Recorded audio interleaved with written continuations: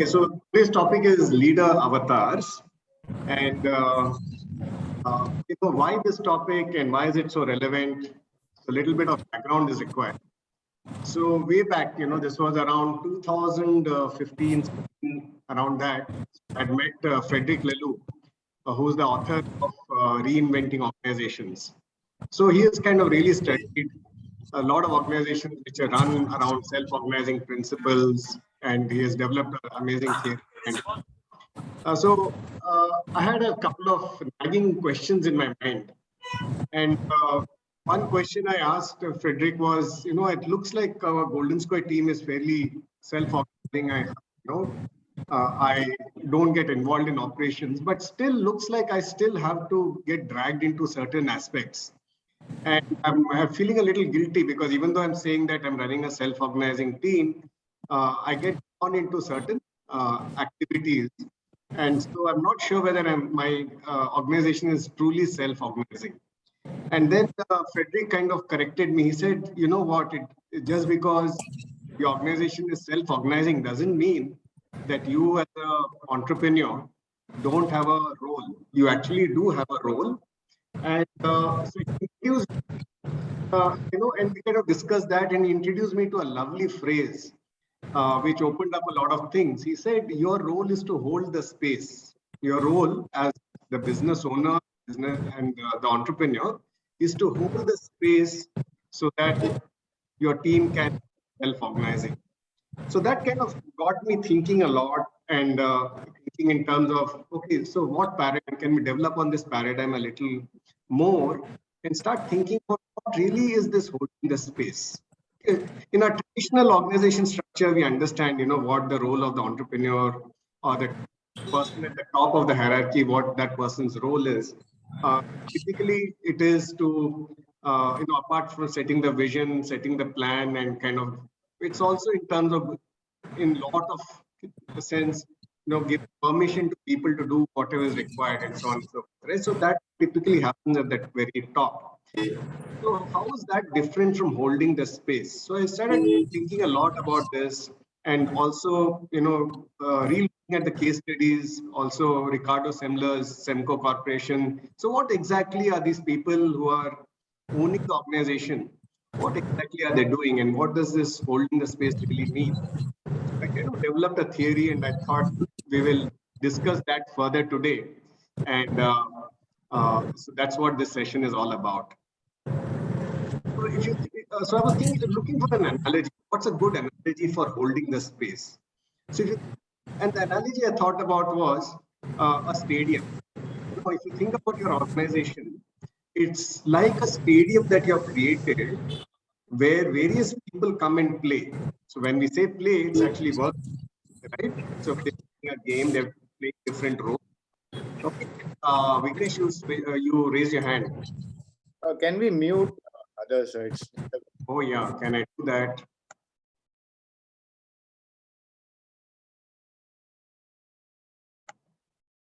Okay, is everybody muted? I think that's easiest. Yeah, I think everybody's muted right now. Okay, so a good analogy for me was a stadium, right? So think about your organization like a stadium where various people come and play a game.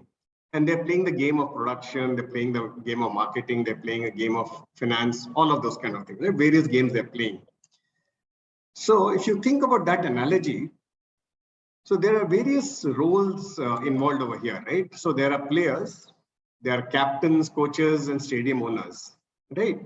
And if you think about it, the role of the stadium owner is to make sure that the stadium is really functioning, isn't it? It's well equipped, it's well lit, it's all the facilities are there, it's properly maintained, so that the players, captains, and coaches, they do what they have to do. So if that's a nice analogy, I thought, for holding the space. Okay, and we'll talk about what really is holding a space or creating the space when it comes to self-organizing teams. And if you think about this analogy, players are there to enjoy what, and I mean, it totally, fits into our way of thinking about liberated enterprises. So players are there working, but they totally enjoy what they're doing, isn't it? So they enjoy playing the game. They want to really express themselves. They really want to master their craft and so on and so forth, and do really well. Then you have captains, right? The captains are actually organizing the players. They're kind of holding the team together, motivating them. They are in the game. They are also playing, but they have a little more than just playing, right? They also need to get the team together, working in a coordinated manner. And then we have the coaches. The coach's role really is to provide the right strategy, inputs, motivation when the players are kind of feeling a little down, to pep them up. And so that's the role of the coaches. And the stadium owners, or the owners of the teams, their role really is to make sure that they have the right resources, the right environment, the right facilities, so that others can play the game. So if you can think of this analogy, it kind of thought, okay, this is really nice for a self-organizing team because the players are doing what they want to do. Coach captains are doing exactly that. And our role is to hold the space. However, I had a little bit of problem with these words, right? Players, captains, coaches, and so on, because they kind of still, a lot of times you might mistake it for a typical, hierarchy, what you might do in a typical hierarchy. So I thought these words do not really convey what a player needs to be doing, what a captain needs to be really doing, what the approach should be when you are running a self-organizing team. So then I kind of started reflecting on various self-organizing teams which are highly, highly effective, right? And these are the examples that we keep talking about. And if you think about it, Wikipedia, right? Once I had the good fortune to meet Jimmy Wales, the founder of Wikipedia. And at that time, already, this was around 2010 or 11, Wikipedia was already one of the huge the dominant encyclopedia in the world. But they had only 4 people in their payroll. That's it. Only 4 people. Imagine running the world's largest encyclopedia and having only 4 people in your payroll. Everybody else was a volunteer, contributing their time and making this happen. So I think Wikipedia is a lovely example of a platform that is totally self-organizing, right? And I think it's also a good example of what the stadium owner has to do, create that platform so that people can be self-organizing, right? So it's a fantastic example of what a typical, what an amazing self-organizing environment architecture might really look like, in terms of people being able to correct each other, and a lot of moderation, etc., happens through others who might have kind of disagreed with the facts put in by someone else and so on. So the architecture itself allows for self-organizing. And of course, Linux is again an amazing example of how one person in his bedroom, Linus Torvalds, is actually in charge of the whole world's internet infrastructure, the key software which runs the most, all the whole World Wide Web, right, actually runs on Linux, not Microsoft or not Sun or not any of the large companies, but one guy from his bedroom is running such a huge software code which powers the whole internet. So it's just amazing what the self-organizing structures can do. It doesn't mean that all businesses can have an architecture as self-organizing as Wikipedia or Linux, but we can draw a lot of lessons from them, right?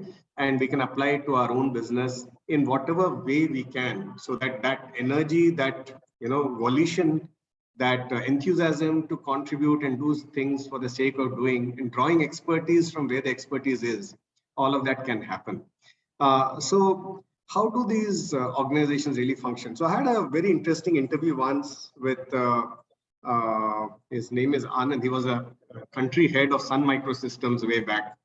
And interestingly, Sun Microsystems was hugely into open source, right?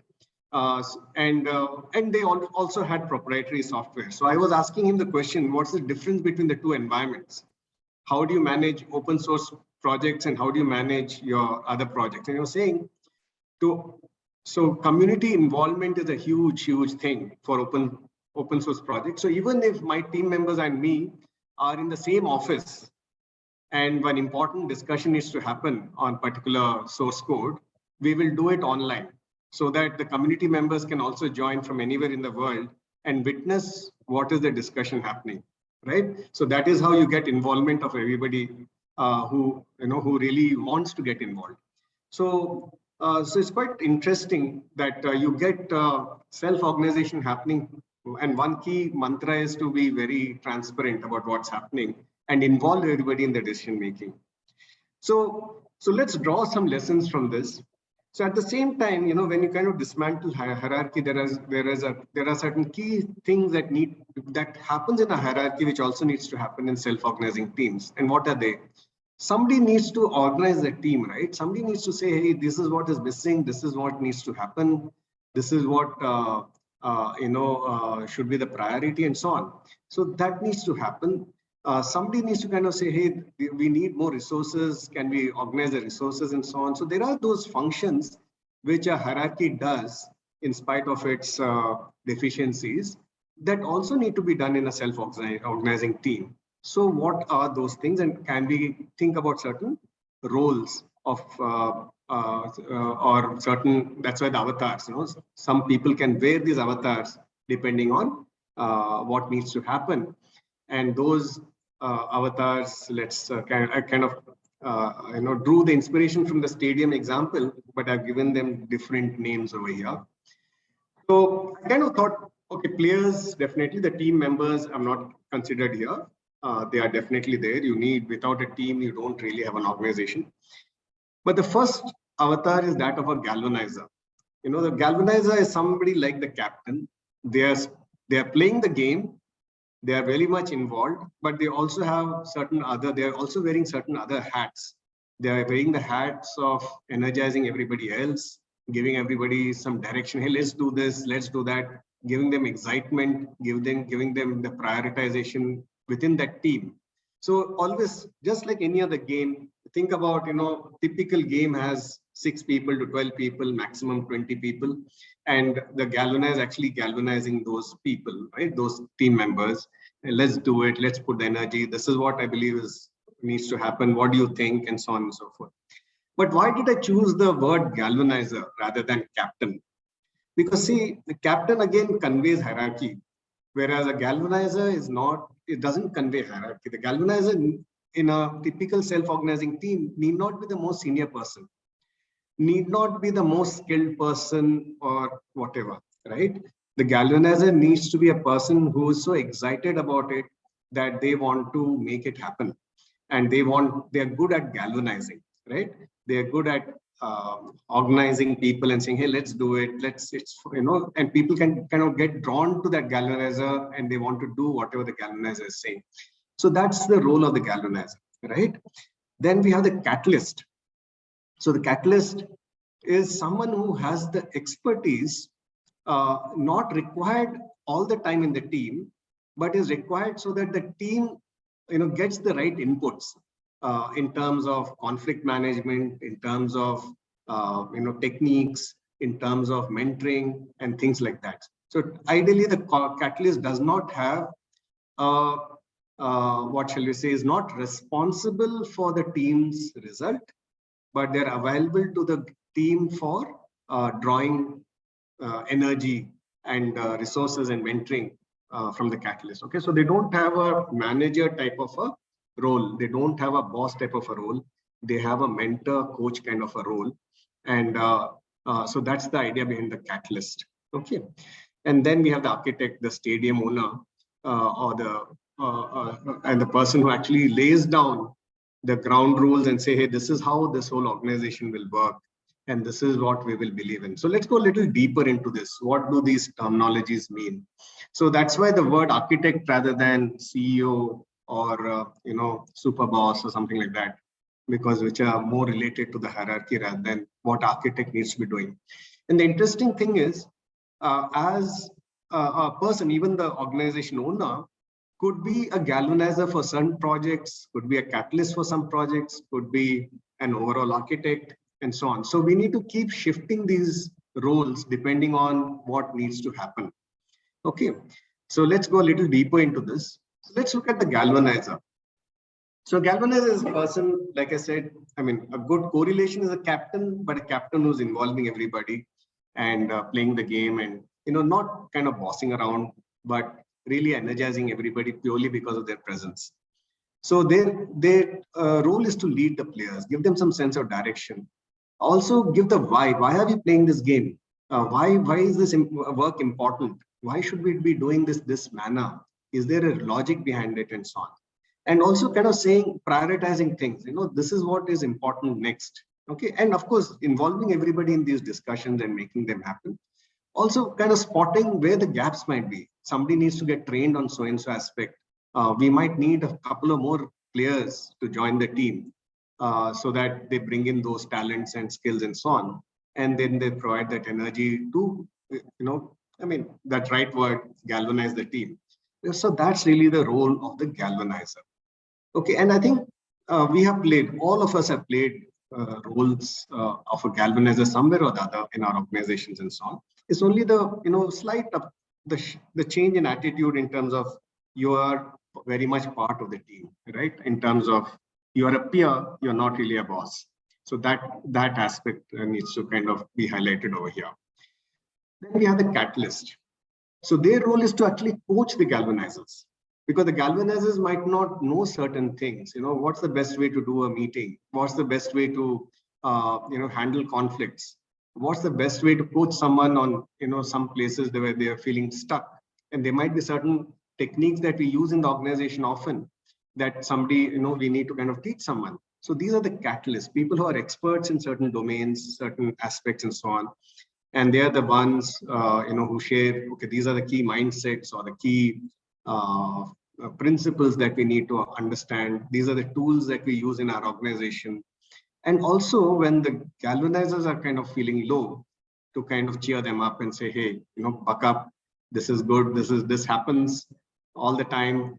So this also will pass. So that kind of a thing, right? So that's also the role of the catalyst. And then we have the architect. The architect is the person who actually is creating the space, right? Providing the resources, giving the broad structure. These are the do's and don'ts in this organization. These are the broad norms of how we make decisions. These are the values that we will adhere to, and this is what will hold the whole organization together.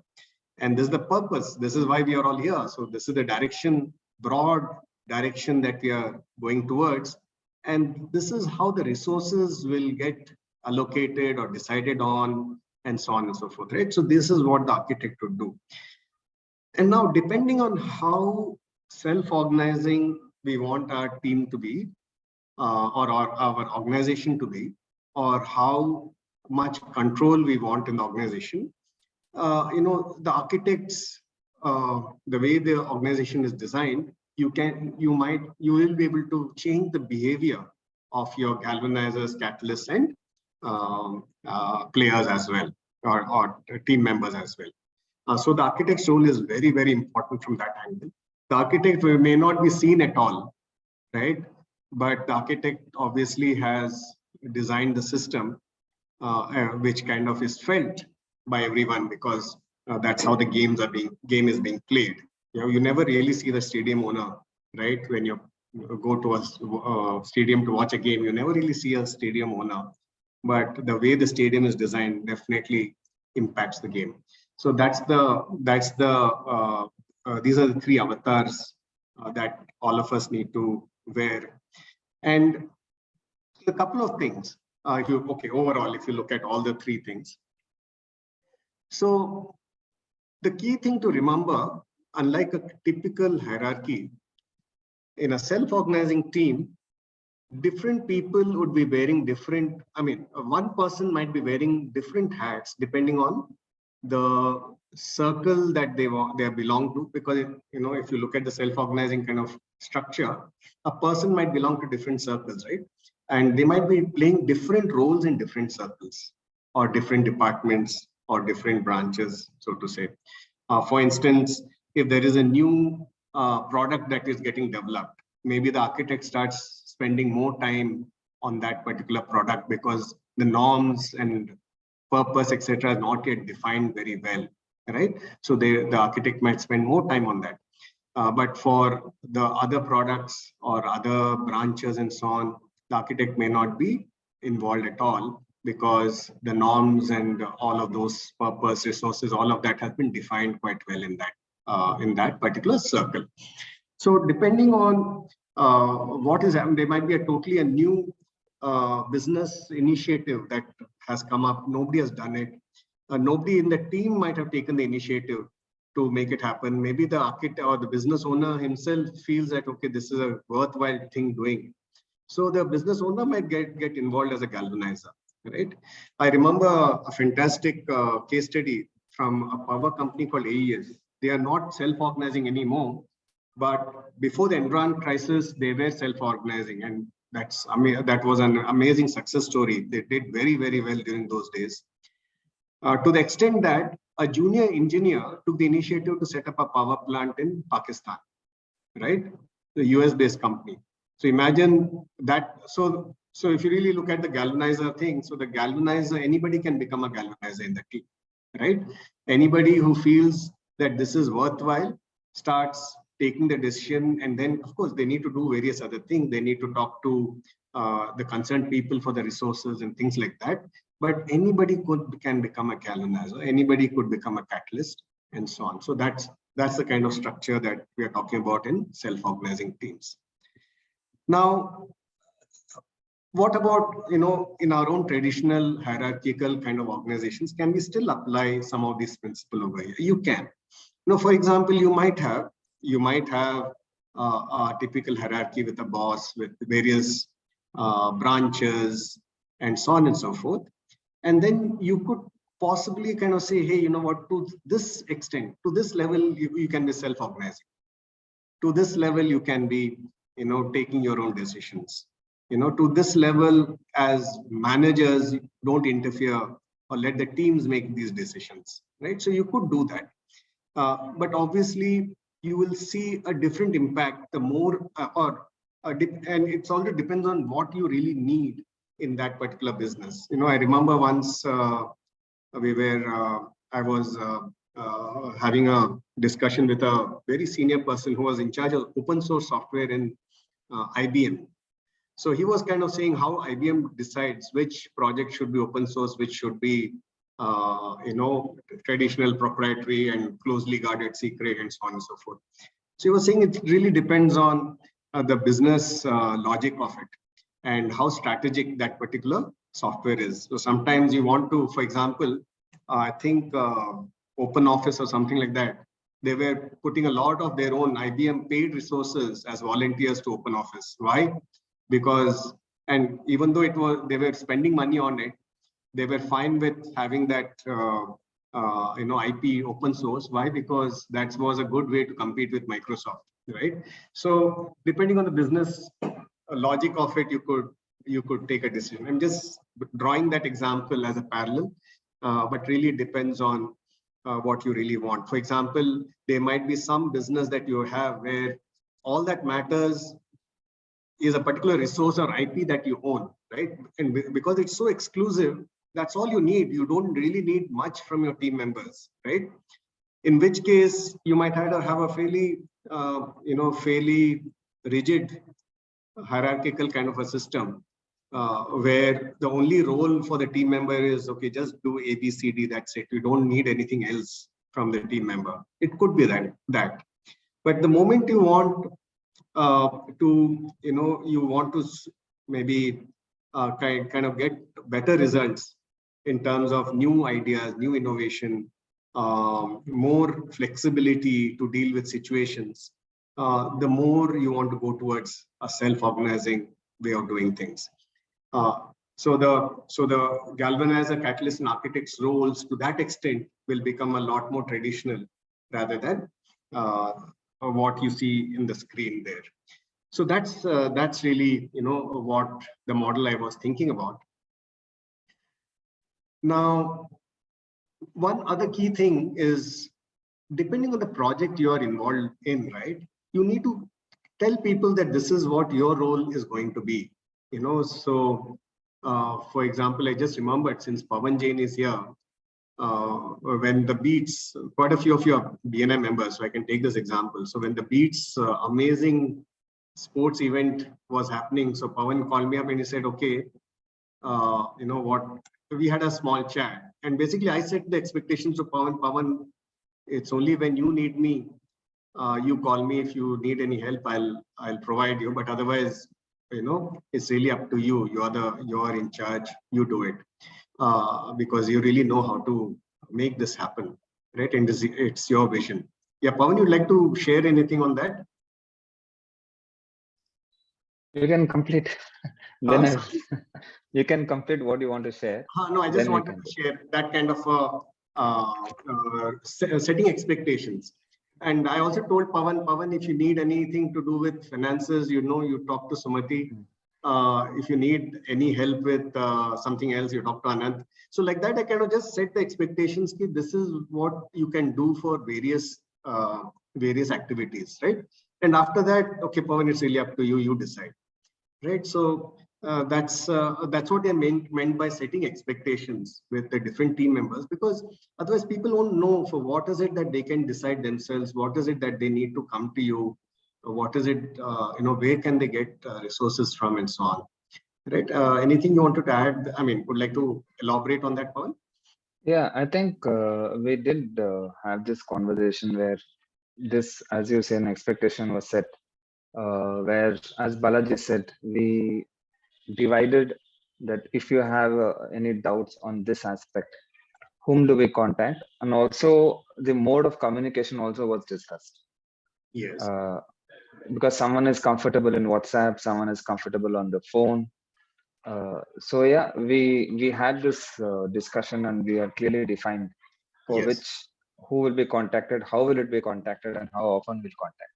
And rest of it, you can take a decision on your own. Yes, and I think Pawan played an amazing role. I mean, just to for everybody's benefit, some of you are not aware of Beats. Beats was the BNI, sports event that we did over a month or more than a month, 6 weeks time. How many games, Pawan? Some 20 games.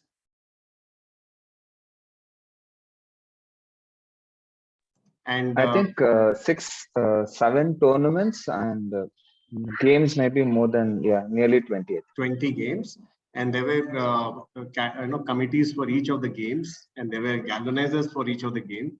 And I'm just using these words, but we never use these words. We used other words, but doesn't matter. This is just a concept, right? And Pawan did an amazing job of being a catalyst for various group game coordinators, and giving them the freedom to do whatever they had to do in their sphere of organizing that game. So totally self-organizing, and the final day was in Kantirava Stadium. So obviously an amazing event with more than 1,500 odd people participating, and amazingly self-organizing. There's a good example of self-organizing event. Would you agree, Pawan? Absolutely, and there were a lot of instances where people would come and ask few details, and I would honestly and genuinely tell them that I don't know. The person who's in charge knows it, and many times they would come back to me and say, "How come you don't know?" And I would go back to say them, "I actually don't know, because we have given them the freedom to make the decision. We trust them, and we believe they would have taken the right decision, and they don't have to keep checking with me." So, and genuinely, and there are times where I would get restless, but still believe that whatever decision they have taken would be a good decision. Yeah. No, thanks, Pawan. Since you are here, I kind of just drew on the Beats example. The same thing happened with the Bang, BNI Members Day as well. Dr. Ivan Meisner declared it as the world's largest Members Day in 2016. We had around 2,000 odd people participating. There were more than 250 plus volunteers and 30 to 40 different committees. So that time in 2016, I was a lot more involved because it was totally new for all of us, right? So there was a lot more discussions on what is it about, why should we be doing this, what are the norms, what are the values, what's the purpose of Bang. So I was a lot more involved in 2016 because that had to be, shaped, that had to be put into, the norms had to be set, the purpose had to be set. And the next year reduced my involvement. And last year I was hardly seen at all. this year also will not, because the norms are set, people are amazing, people are there to do what's required to be done.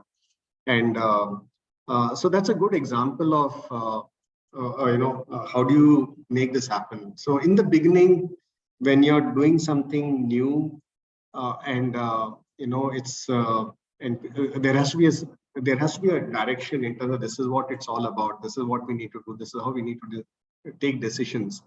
These are for example, the name itself, bond. So the reason why we are doing this Members Day is so that members will bond. And if members have to bond, it should not be event management company running the event. It has to be members running the event, so that while organizing the event, they'll bond. They'll do activities and they'll get to know each other, and relationships will get formed, referrals will happen. So those were the norms. So therefore, this is how we're going to do the event, so that referrals will happen at the end of it, because that's what BNI is all about, right? So that is really a good example of the architect's role in terms of creating the space, norms, values, purpose, and resources. And then having different teams with galvanizers doing what they are supposed to be doing, giving them the resources so that they do it, giving them the space so that they can do it, and so on.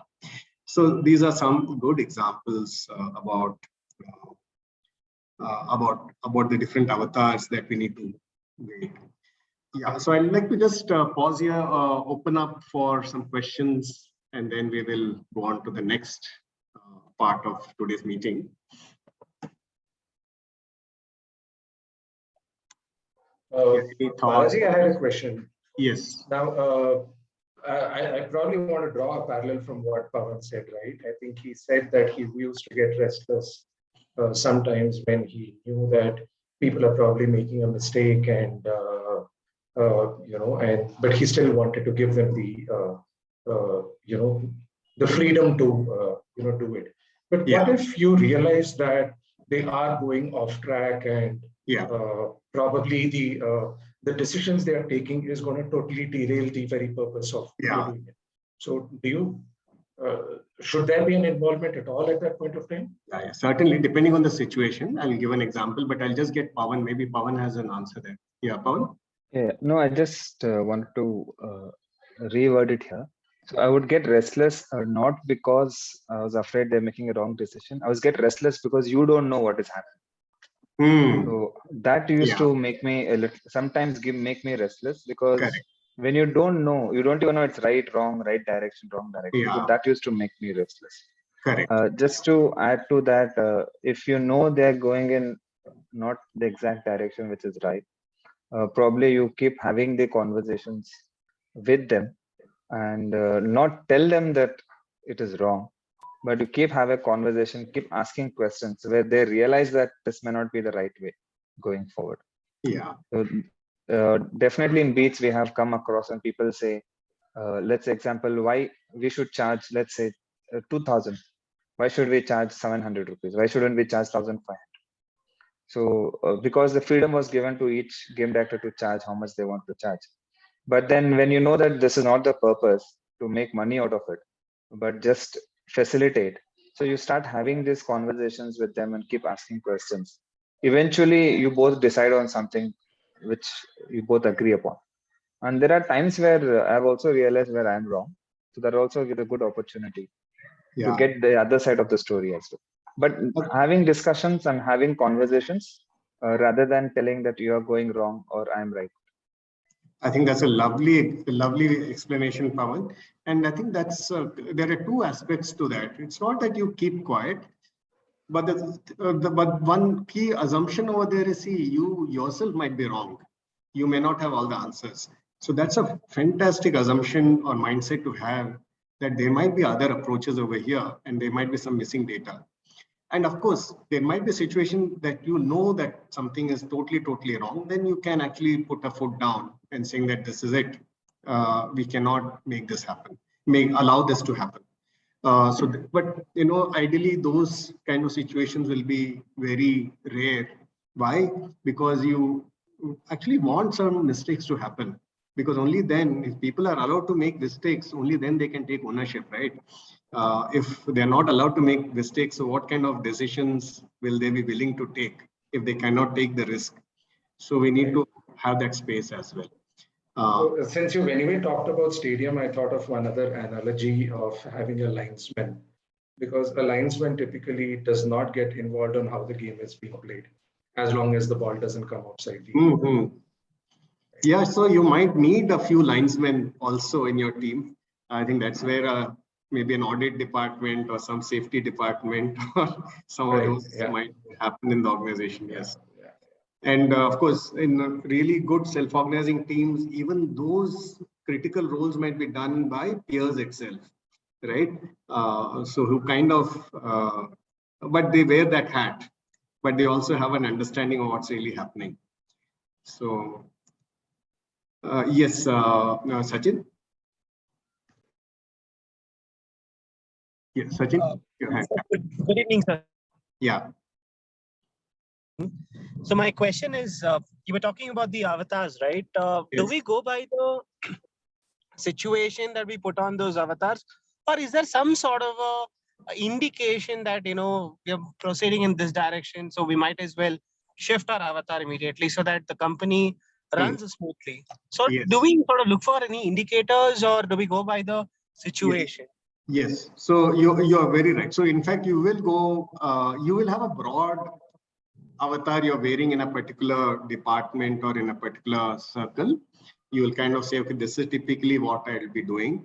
But when you do see something that needs to happen and nobody else is doing it, you would, I'll say, reluctantly step in and do what's required to be done. Okay. Right, sir. Yeah. Yeah. So more often than not, it's better to take them backseat and observe, and then required we sort of jump in or rather put our foot forward. Right? Yeah. And depending on, so supposing, for example, you might, and see, these are a little fluid kind of a thing, even though I kind of put it in three broad buckets. The situation, you might be wearing, 50% catalyst hat, 40% architect hat, rest galvanizer hat, and so on and so forth, right? So True. Depending on what's required by the front line. Yeah. Right. Thank you. Yes, Sanjay. Yeah. So this question was to Pawan. So Pawan, when you were doing that in Beats, did you have a tracking mechanism of what was happening, or you just told everybody, okay, these are your roles, now you do it, and how did the coordination amongst all of them happen? Anjay, you're referring to which part, the individual tournaments or the continuous stadium? No, to the overall event. So, like what Balaji told me, mentioned about your role was more of a catalyst there. So and you also mentioned that you were uncomfortable at times when you did not know what was happening, right? And so, did all these things have some sort of a committee or a team which was looking at tracking everything and knowing what is happening, so that there's some sense of direction? How was the sense of direction established, and how did it all to ensure that everything was happening, and without tracking, how can you ensure direction? So what was the tracking mechanism you had in this whole thing? So we didn't have exactly a tracking mechanism, but we defined what is it that they were responsible for, and once in a while we would just recheck whether those things are in place. To be honest, there was no tracking mechanism that we had, but we defined the framework. When we say, let's say, I'm just giving an example. Let's say, for example, since Mani is here. Yeah, Mani is here. Yeah, since Mani is here, Mani was in charge of Carib. So what was defined was the tournament needs to happen on so-and-so day. These are the prerequisites. These are the minimum number of registrations that is required. And maybe one or two more points, nothing more than that. But after that, it was Mani who was in charge of everything that is happening there. Whom is he contacting? Who is the chief guest? Who is coming? Where is the boards coming? Where are the lights coming? Maybe only time we got back to each other was for the venue, or when they are doing the practice session. So I don't think I got into those aspects, but you do have some conversations that is everything well? Because if they feel everything is well, then You don't I need to worry. believe that everything is Yeah, well. yeah. Okay. And I just, it's a good question. It might also depend on the business model. Okay, Right. sometimes maybe the product and the service are very tightly defined, in which case you might have very tight metrics that needs to be measured and controlled a lot more carefully, right? In other times you might have very few, so that you allow for novelty and innovation to happen. So depending on what the business model really is and what's the secret sauce for that business, you might want to Right. play with that. Yeah, just to add that, so what we didn't have a tracking mechanism, but we had things to do. So how they do, when do they do, in which way they do, was freedom left to them. But what had to be done was defined. And after having done it, they would come back and tell someone, or they just keep quiet. No, they don't. If they, so we always tell them if something is not happening, you please keep us informed. Okay.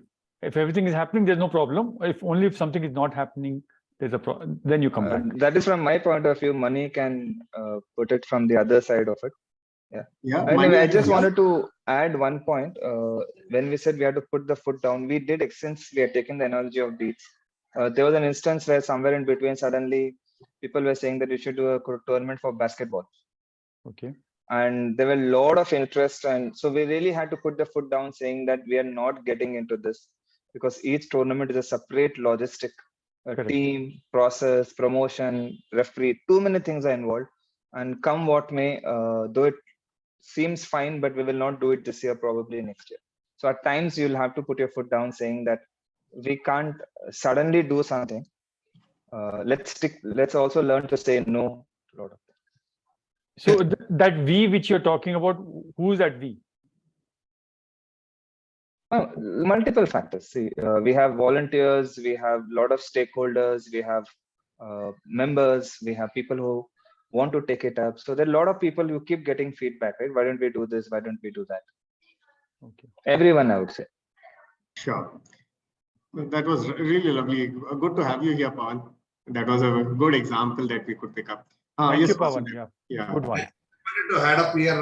I think that delegation and leveraging, it really works well in this as a catalyst role. If they are really good. Just be there, monitor, and any help is required, just support them instead of doing individually. Totally, Vasu. Doctor Pradeep. Deepak, Balaji, I'll just put my video off. I think my network is poor, so that my voice is audible. Sure. So we just had recently a diabetes camp that was conducted at Brookfield Hospital on the occasion of the World Diabetes Day. So the best part about this particular program was that it involved a coordination with multiple people, right from the framework to the promotions, to the coordinations, to the help required from industry associations, and the logistics part related to it, and then the various other consultants that were part of it. So if actually listed out, they were close to almost around 30-35 departments that were involved in organizing this particular camp. So it was just one meeting that I had, and I gave them this particular structure. We conduct this on an annual basis, but this time, this was the most exhaustive camp that we have ever conducted across the entire length, breadth, width, the depth of diabetes as such, involving the heart, involving the eyes, involving the kidneys, involving the liver, involving the foot, involving various other organs that are there. So you required a whole lot of specialists also to be involved, various departments to be involved. There are quite a few of those departments which are not available in-house in the hospital. So there were 3 stakeholders who took up this particular thing. There was one resident who took up this entire thing. And there was one other a person who was my nursing supervisor. So this was the other person. And then there was one office person who was in charge of providing the logistics and the backend support that is required for us. So once I laid out that particular structure to them, everything went on completely. The only place where I had to contribute was to get the chief guest to come over and be a part of those walkathon celebrations that was there. So that was the only initiative, because I knew him personally. I had to invite him, and since I had the goodwill. Other than that, the entire thing was coordinated and organized by these people.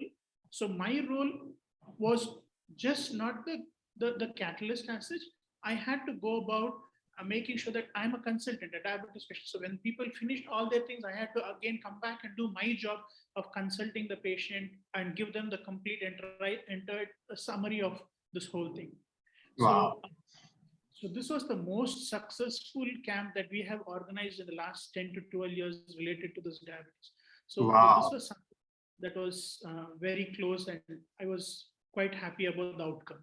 Excellent, doctor. And I think, yeah, and so many examples over there of voluntary effort and, that volition, I want to do it, and channelizing that in a self-organizing manner. Superb example. Yeah, Ram? Yeah, so I had a question for Pawan Balaji. So Pawan, when you organized this Beats tournament and you had people heading various departments and you built the structure, and you yourself didn't know what is happening around, and you handed over the task, right, to A, B, C, and D, and money here also. Now, did you come across any situation where one of these people who took the task but didn't do it? Did you come across a situation like that? And if you did, how did you handle it? Though I did not know what happened is I did not know the nitty-gritties of it. See, you know the basic of it because you have a checklist. Let's say that you need to look for a venue. Now, I would not know who's checking which venue, how many venues they check, all those things. But once the venue is booked, they would mention as venues booked.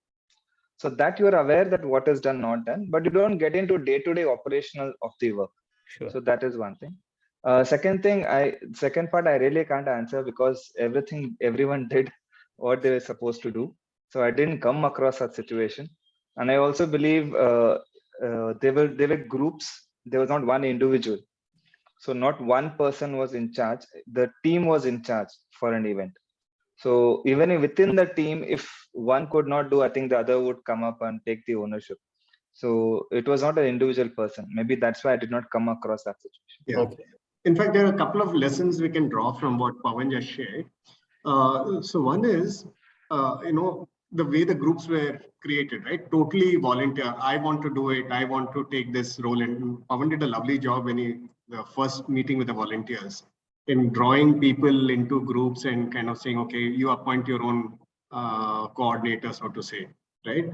That was, so that's the way you kind of create that volition, that I want to do it for the sake of, so you do the role because you like the role and you enjoy doing it. And that's the only reason you want to do it. And I think even though we pay salaries to our team members, right, that same principle we can apply to our own organizations where, where we have paid employees. The same logic we can apply. So somebody is becoming a galvanizer because they believe that they want to do it, and they believe that it's important, and they believe that they will grow in that process, or some way they want to contribute. So we need to draw on that energy, because after that, very little supervision is required. It's only when we kind of say this, you are supposed to do this, you're supposed to do this, when we get into this thing about where to monitor them, where to supervise them, we have to do all of that, because the person wasn't really interested in the first place or wasn't totally into it, right? Therefore, you need to keep pushing and keep motivating and keep inspiring and so on and so forth. So the moment, so that drawing on that volition and that voluntary energy is a very good starting point. And one the principle that Frederick Laloux in his book talks about is that, so these are also in a way hierarchies only, right? Catalyst, architect, again, in a way it's a hierarchy, but these are self-actualization hierarchies. These are not your bureaucratic hierarchies. So they are not created for power, control, and permission. They're created for, because somebody wants to, contribute in a way that is meaningful to them. So that's why it's a self-actualization hierarchy, right? So that's Balaji, what just to add to this, one of the most important aspect was the free flow of information. Yes. Hierarchy does not even refer to the roles, authority. It also Yeah. refers to the information. Very much. Because if people on top hold on to information, and they so at least in Beats we had a very horizontal structure. Yes. Yeah. Where the information was free flowing. Correct. Each one knew what was happening in the other departments. In fact, the entire game directors were there in all the groups. Mani is in charge of Carrom, but he was in chess also, he was in badminton also, he was in bowling also. Yeah. So all the game directors were there in all the groups. So there was no information blockage and there was no information hierarchy. Yeah. Everyone knew everything. There was nothing that only one set of people knew about it. I think that also helps. Otherwise, this falls flat. Very much, Pawan. And in fact, that's what technology is allowing us to do. Because your typical hierarchy was formed because information flow would have been difficult without it. But with WhatsApp, with Google Drive and all of that, it becomes easy to share and disseminate information. And I really don't think it's to do with technology. I think it's to do with the people and how safe secure they feel in allowing the free flow of information. Because I've definitely come across. You might have technology, but you might still hold on to information and not share. Because they feel holding information is power. Correct. Very so right. I've seen a lot of organizations, groups, or a group of people working together where information is power. So they're very limited information being out. Because once information is free flowing, suddenly the authority ceases to be. Exactly. And in fact, that's the reason why, if you remember in the Mindsets workshop, we talk about the Apache Indians, right? So the Apache Indians chief, who doesn't actually have any privileges.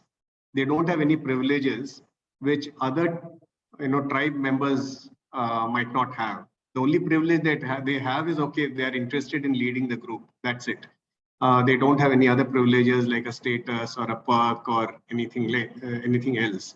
Why that thought process is an interesting thought process is, then you don't hold on to that power if you're not interested. You don't hold on to the position purely because it comes with certain perks. You're not interested in that. You just allow somebody else to take on that lead role, and so on and so forth. So that's also a very interesting principle to remember if you really want galvanizers to kind of come up, organically. Purely based on interest in doing that. So it's a very interesting principle over there. And that longingness to hold power or hold information because it comes with certain privileges and perks and so on, that kind of dilutes. Yeah, Rahul, you had a question. Yeah, hi Balaji. So this is a nice example where Pawan shared a classic example of how he dealt with certain things. But what thing was running in my mind, see, in Pawan's case, everything went in a free flow manner and he didn't have any barricades in his achieving his task. But what if you have assigned a particular task to a person and things are not coping up to the mark, in between you feel that this might damage the image of the company. Probably you want to assign or split that task to somebody else from the same team. Yes. At the same time, you don't want to lose that particular employee also. Correct. So in that case, how would you handle very much. it? I mean, like how Pawan also described it, you actually have conversations, right? And with the assumption that you may not yourself know all the things, okay, but with the conversation, you will actually get the right solution or the answer and so on. Okay, Anjay, before I come to you, I'll just go to the concluding slides, and then if we can end the session and continue for some more time. Sure. So, okay, some of you are kind of new to the session today. So what are we doing in LEC? So we have those 3 workshops and the Golden Vibe session that most of you are aware of. But we are right now actively creating the league groups, Liberated Entrepreneurs Advisory Groups. And the reason why we're doing it, like the name says, we're actually creating advisory groups of entrepreneurs. We are creating advisory groups of entrepreneurs because that's the missing thing that we have, right? As entrepreneurs, we are lonely. We might need fresh ideas, fresh thoughts, fresh insights, very specific to our own organizations. And what better than tapping into the wisdom and experience of other entrepreneurs in the room, in the group, and also in a structured manner that the LEC program provides, right? Using the owners tool and things like that. So just to so what are these group sizes? They are starting from around 6 people in a group to maximum of 12, because more than that, you're not creating value over there. How are the groups formed? Groups are formed by people people whom they'd like to work with, whom they are very comfortable with, and they'd like to add value to each other, right? And totally voluntary. And so that's how these groups are getting created. We have experimented with a few formats in the past, and what we are kind of evolving towards is the new format where the leagues will be meeting on themselves in groups of 6, 12, etc. They will do, this is essentially what they will do. The monthly meeting that's happening now, for example, will be open to everyone. LEC, the LEAP members, whether they are in league or not, doesn't matter. They'll come to the mastery meeting. But if you're in a league, you kind of commit to yourself that every month I'm going to attend the mastery meeting, because we'll go deeper into each of these topics.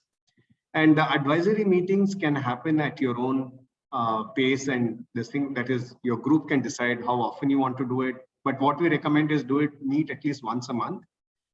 This is the agenda for that once a month meeting. Each of you discuss what's working so that you can learn from each other's successes. You do the owners tool in groups, in pairs, and you coach each other on certain issues that you might be going through in your own business.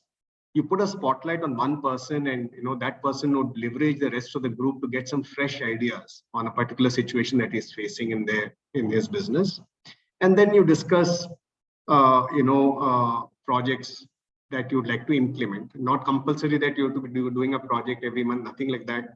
Or it might be, depending on how the advisory, your own league, you might decide, hey, I think as a group, let's do one project every month. It's totally up to you.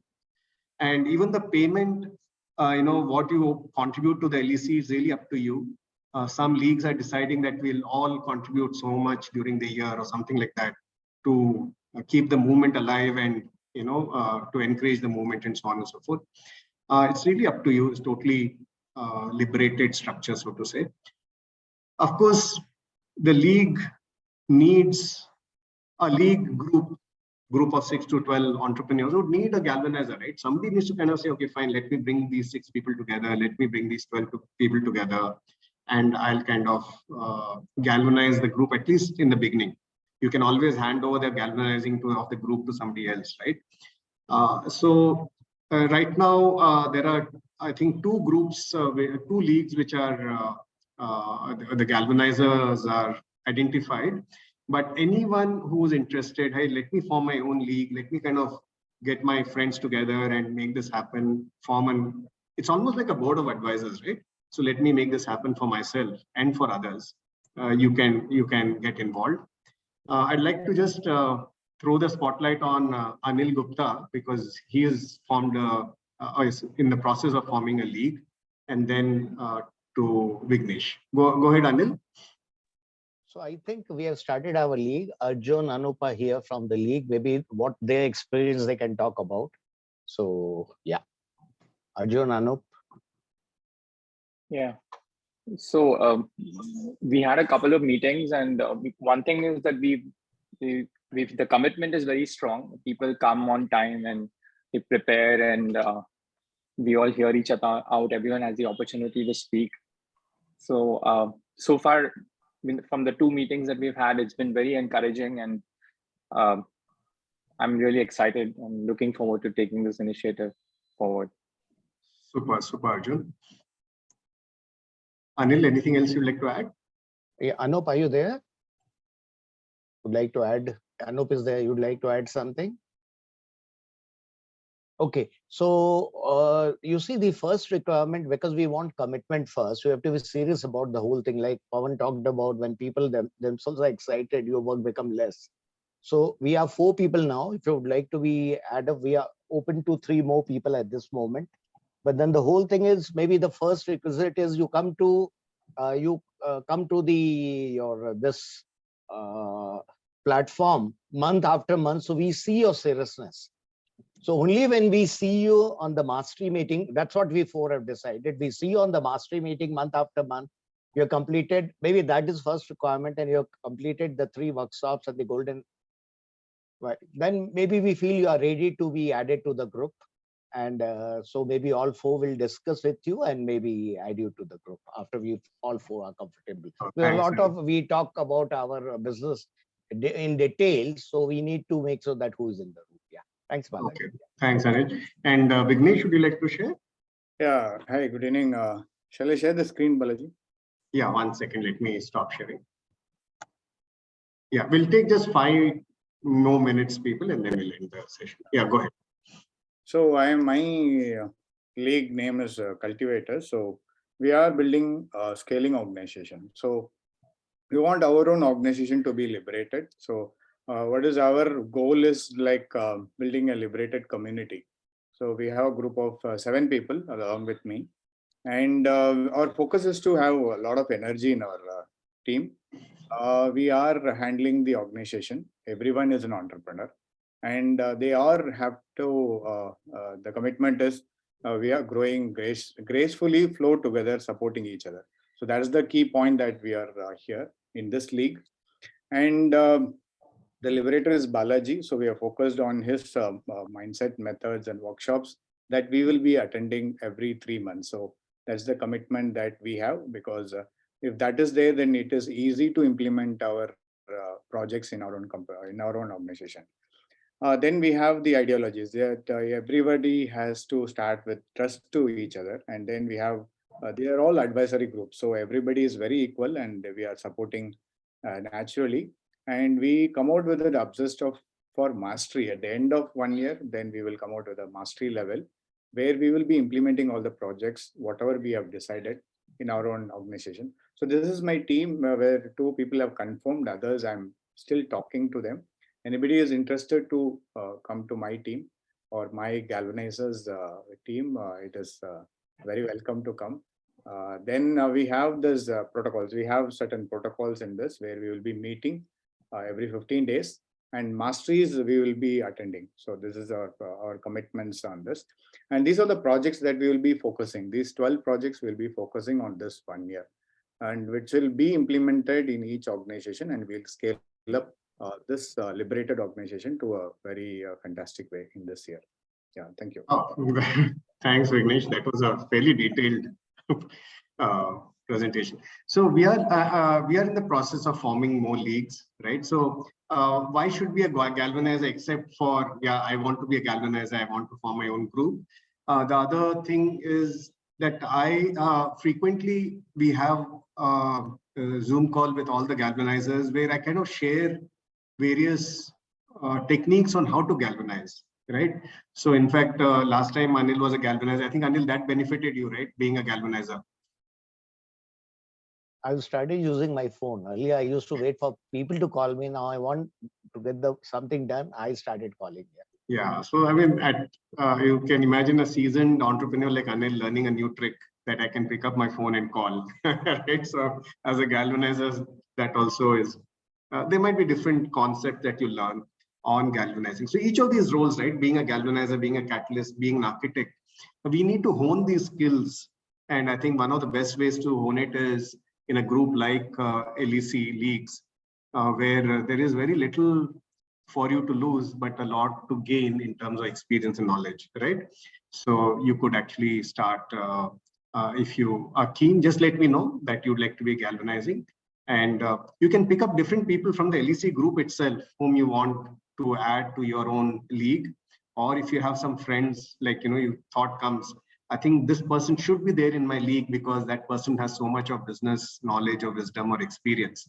you want them to be in your advisory group, just add them either from the LEC group or from one of your friends whom you'd like to get involved in the league. So that's really as simple as that, how these leagues are getting formed. And we'll keep learning along the way. So, so that's it for today. That was